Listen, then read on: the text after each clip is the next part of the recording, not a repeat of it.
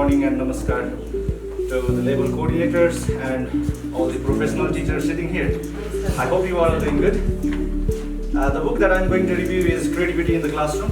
You can see the preview of this book here on the board. This book is written by Alan Jordan Starko, altogether 356 pages, and the average word count is 2,34,960 words. This book is divided into two parts. Part 1, that is chapter 1 to 5, that includes the models and strategies of creativity. Part 2, that deals about the strategies explicitly designed to teach creative thinking into content area instruction, such as grouping, lesson planning, motivation, assessment, in a ways that supports a student's creativity. The main objective of this book is to help teachers in linking creativity research and theories in everyday activities of classroom teaching. Firstly, I would like to relate this with one book example that is given in the book. You know that Pringles potato chips, right? That we can find out in cylindrical packaging also. So many of the workers were fired, or were charged by the manager because at the time of transition of that potato chips, he found that so many potato chips were broken or were damaged. So they were fined, and they have no other options also. So they sat in a group and the workers thought about how can we pack that potato chips in good way, in creative way, so that it will be safe, it won't be broken, right? So they said and they thought, after thinking, one of the worker, he thought of one creative idea. He linked that with like dry leaves, right? When we try to fold or when we try to squeeze, that dry leaves breaks down, isn't it? So he related that with Pringles, with that dry leaves. He first made weight, and then after he tried to pack that weight leaves on the package, he successfully packaged more leaves on that packet, right? So in the same way, they also tried to apply that in that Pringles case. So they made it weight, and then after they made it in the concave shape, right, C-shaped, and then after they fried, and they were successfully able to pack that potato chips. In this way, writers have tried to relate the definition of creativity also. So simply, how do we define the creativity? Creativity is the use of imagination or original ideas to create something inventive, isn't it? So this book is even emphasizing on the importance of creativity. Without creativity, there is no art, no science, no literature, no problem solving, no life skills. So creativity is a must. When it comes to overall development of students, creativity plays an important role. And even that classrooms are one of the ideal places where teachers get to inspire their kids through unconventional ways. Creativity is now as important in education as literacy, and we should treat it with the same status. This was said by Sir Ken Robinson in the TED Talk also.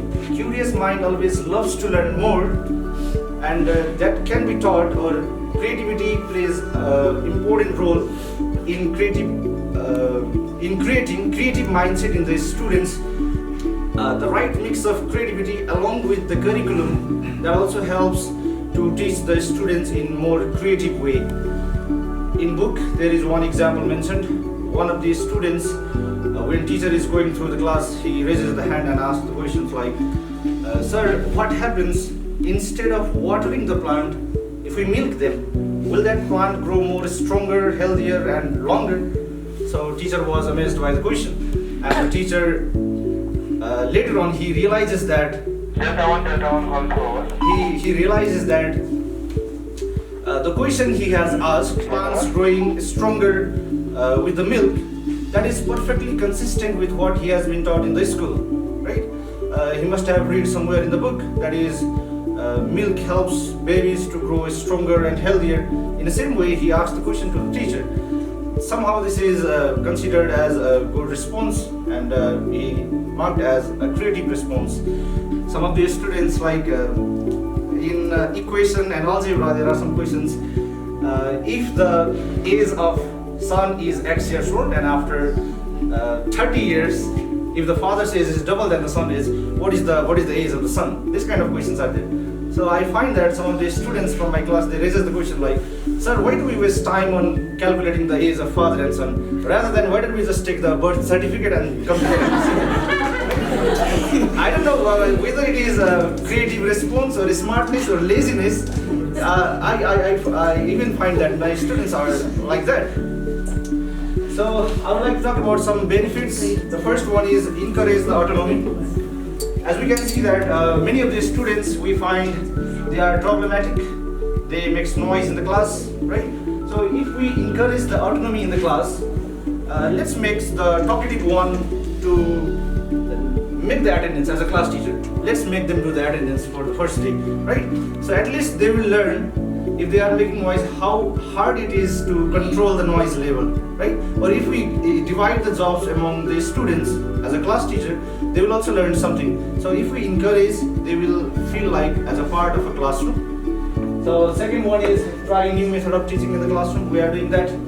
There are ICT board, so we can use that, maximum use of that, and we can use different tools, different applications for using that.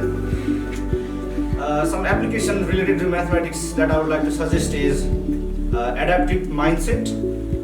They are like some kind of monsters come and they teach us how to add, and even their algebra, college algebra, all these things, they are available. So let's try a new method of teaching in the classroom. So support students in intrinsic motivation. Two type of motivation are there: extrinsic and intrinsic. Extrinsic, we are working with the blue merit card. Intrinsic, we can, if we are able to make them realize the importance of education in their life. So by that intrinsic motivation, we can create creative development in the students.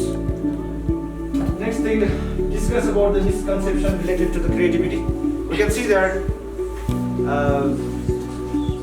that is, creativity is not copying. I found somewhere that definition of creativity: copying from one people is illegal, copying from 10 people is creativity. So there should not be this kind of misconception. Copying is not a creativity, rather it should come with the students, their own imagination and their own original ideas.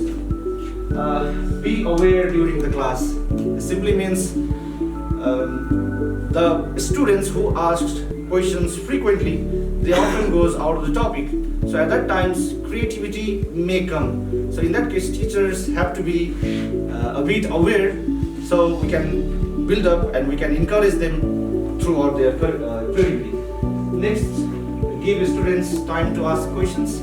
Let's give them time, 5 minutes, or even let's make them think about their imagination. Once the idea of flying the aeroplane was also the imagination, right? So creativity comes with the imagination. So let's give them time, and let's give them time to ask questions as well. I would like to talk about the benefits now. Learn with fun. Obviously, a student will enjoy if there is creativity in the class. Freedom of expression. They will feel free to share their questions, share their vision, share their thoughts if they are encouraged. Next, emotional development. Enhances thinking capability, reduces stress and anxiety, right? I want to explain all of this. So reduces stress and anxiety means that is like when students are engaged in thinking creatively, or if they are trying to learn, try to innovate some new ideas, obviously they will be engaged. And then after, it will reduce their stresses. Their mind will develop positively, so they can handle such kind of things, and it also reduces the stress and anxiety. Boosts problem solving skill, improves focus and attention, better communication, future opportunity, innovative mindset, and it even drives the long life learning. So in this way, let's always encourage the students, and then after let's help them throughout their studies as well.